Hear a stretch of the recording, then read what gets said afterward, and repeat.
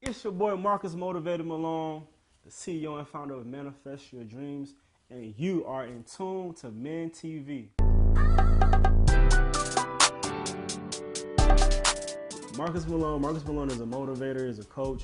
Markus is an inspirational person who cares about people. And the reason being because of my mom, she instilled that into me at a young age because she did the same thing. So pretty much coaching, I'm a coach, motivator, inspirator, that person who can put a smile on somebody's face when they're having a down day.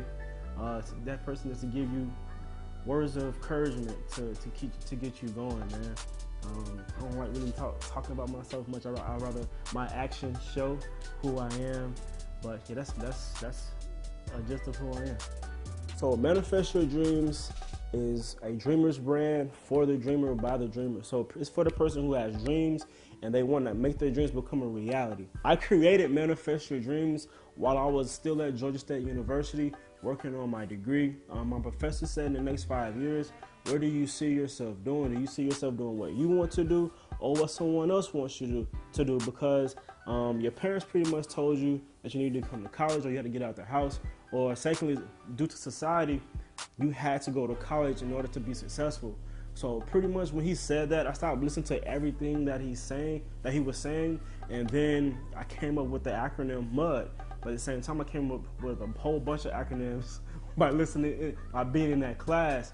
But when I finished when I was working on my finance degree, finished my finance degree at Georgia State, my professor said, make your life your business.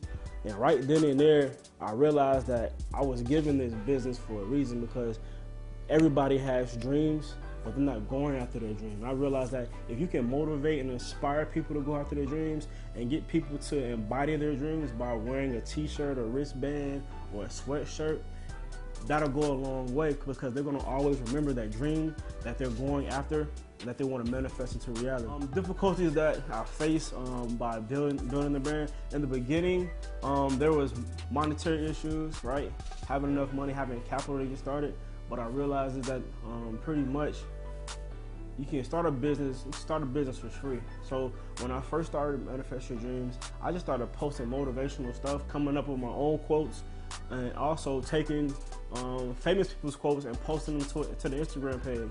And then eventually, when I was able to get some money, the first thing I invested in were wristbands. And what I did was I would come down to Georgia State and sell the wristbands. So at first it was monetary, but other than that, it's just getting organized because when you're running a business by yourself, you're the CEO, COO, CFO, everything and above. You're the marketing person. So it's so many hats that you wear, and that if you don't stick to your vision, you can definitely get lost. So it's been an up and downhill battle with one, the monetary part, and two, it's just making sure you get organized. But you just have to take the time to actually sit down and go step by step in order to become that business that you want to be.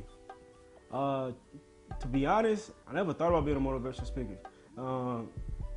It's just because I coached football and basketball, and I was always empowering my players. They called me the comeback kid.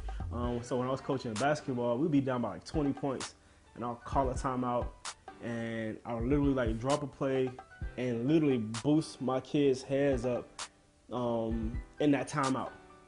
And the next thing you would know is that your 20-point lead went down to a 5-point lead in a matter of 2 minutes.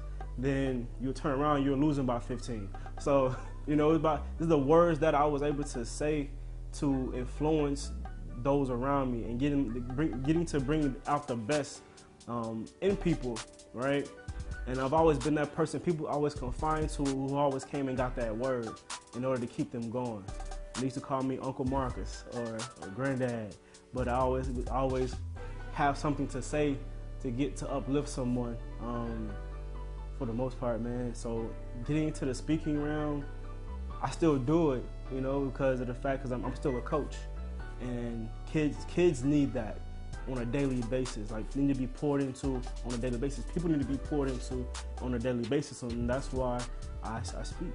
The reason we're charging what we're charging is because we have We have to, one, reinvest into more inventory. Two, it's our livelihood at the same time. Three, you know, the expenses that go into running a business, right? So when people come asking for, you know, the discount, you know, the 10%, 20% discount, you know, sometimes it's like, sometimes you do it, but in the back of your head, like, you don't want to do it because you know what you have to actually account for. So that's why, like, knowing your numbers is also a key thing. But in the community, in our community in general, people always want the discount, right? I saw when my mentor had his own liquor store. Our people come into the establishment, and, you know, they'll pretty much buy like $100 worth of spirits and wine, right? And one, like, you can get that discount. Like, what? How can a company be able to stay in business when you're always asking for a discount? We don't go to the Chinese restaurant asking for a discount. We don't go to Macy's. We don't go to Foot Locker and all these other places for a discount. So why would you go into a small business establishment and expecting a discount? I understand people want to save money, but you also have to take into consideration that this person is in business, and what they're doing, they're providing a service or a product to the community, which could be helpful, you know, and bring longevity, because it's not the only thing that business wants to do. They want to do other things.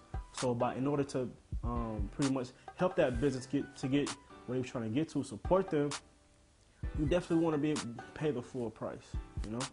But people are willing to invest in things that don't matter to them and be wanting to discount what does matter to them.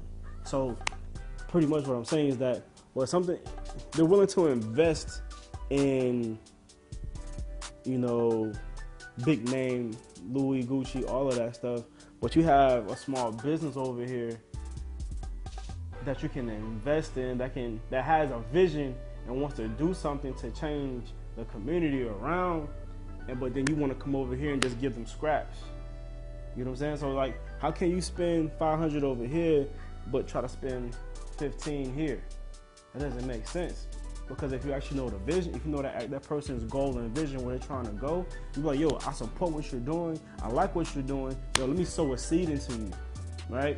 Let me stop shopping over here with these people. Let me come over here, because you're actually doing something that's going to benefit our people in the long run, you know?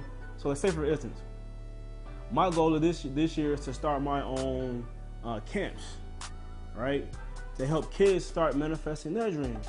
We have kids who live in low-income areas whose parents can't pay for football camps and basketball camps. So why not start something to help the kids in the community, right? Who can't really afford it, but making the price point for that kid to actually be able to come to camp. So yeah, you buying this $25 t-shirt is going to eventually help us fund the camps. You know what I'm saying? So you're investing in something that's for the long term, rather than something that's selfish and materialistic. And that's always been a problem. Like, but it's a psychological problem, because it's been embedded into us. Like, yo, let's go over here. We spend my money over here. But then, okay, it's time to make that investment into our minds, into our community, and to people who actually are doing things, and we don't do it. Or you have the idea, but you're not even investing into the idea. Doesn't make any sense, because of the fact you still sleeping on the dream, right? Like MLK was like, he said I have a dream for things. He wanted things to change, to look different. Things have changed a little bit, but it's still a dream that has yet to be manifested, because of the fact we're still lost. All right. So as a people, if we actually come together and invest into those people who are actually doing things to change the community, that's when we'll see change. Customer service. People all the time say black business suffer because of customer service. I was always told if you give great service, people will come. You'll have repeat customers. From working in a black-owned establishment, I understood that. So now in my own business, I understand a little bit better. Like, build a rapport with your customer. Understand what they like and what they dislike. What are they trying to do with themselves? You know, just not trying to get them to buy your product, and get them out of there. Things like that help build rapport and help with customer service, right? Also with black businesses, being organized, being on time. Like going back to being organized and literally having from A to Z on how you're going to operate and run, right? If you have an event, okay, the event starts at 6. It doesn't matter how many people are here, you start at 6, right? You know, it's so much you just say, brother, like organization, and not trying to get over on people, you know, like don't get over on people, like be a genuine person. I think that's what it is, like being genuine. Like some people are just out here for the money, right? They'll sell you a dream, right? And that's what we have to stop doing, is literally be genuine about what we're doing in our businesses, and then we will actually grow to what we're trying to get to. If you're trying to scam or get over on the next person so you can get to the next level, then in the end, bad karma does come back. But if you keep portraying good karma, you'll continue to get if you portray bad karma, you will continue to get bad karma. But if you put out good karma to the universe, you will continue to get good karma. And that's at the end of the day, that's what you want to continuously keep doing, is keep putting out good karma, right? Being organized, being on time, not making excuses. Like those are the things like I have taken up my vocabulary. I don't say I'm trying to do something or I might do it. No, I'm going to do it, and we are doing it. Like I think that's the number one thing, is the mentality of people is like, okay, I might do it, but if you say you might do it, you're not going to do it. And I think in our community, a lot of people have great ideas. They want to do great things, or even just in business alone, they say they're going to do things and they don't hold their word. My mom always told me, if you say you're going to do something, you're going to do it. Flat out. Because that shows your loyalty, that shows that you're a genuine person, and that shows that you can be accountable for anything, right? So those are the biggest things that I believe like black businesses fall on. The key to my happiness, well, I lost that last year, y'all. I lost that last year. My mom passed last year, so I lost that, and I had to go back and find myself. And what I realized is that the key to my happiness is to help others. Continuously keep helping others and pouring into others and watching them grow. Because without that, there would be a lot of people going by the wayside, right? The kids who come from low income areas, if they don't have coaches, they go by the wayside.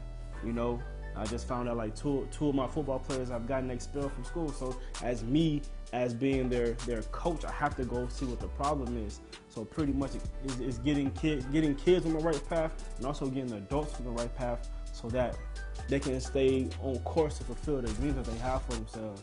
On the course of that, I think Jim Rohn says if you help enough people get what they want, you'll get what you want. And that's at the end of the day, that's what will make me happy. That's not the money. It's not people just buying manifest your dreams, but I want to see you embodying your dream and watching your dreams become a reality. So at the end of the day, it's the people that make me happy.